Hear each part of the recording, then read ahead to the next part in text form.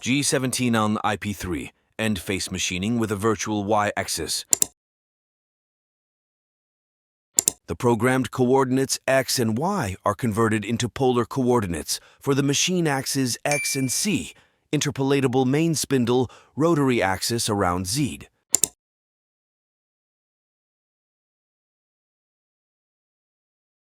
G17 IP5, end face machining with a real Y-axis.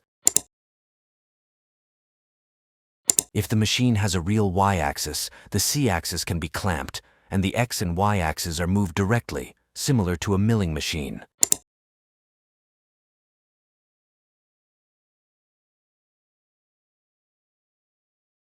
G19 IP1, surface machining with a virtual Y-axis.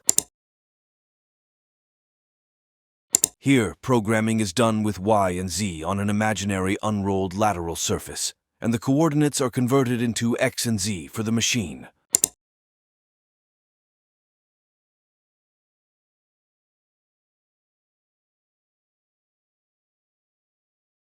G19 IP5, chord surface machining with a real Y-axis. If the machine has a real Y-axis, the C-axis can be clamped, and the Y and Z axes are moved directly. Y is the first geometry axis, and Z is the second, similar to G17 with X and Y.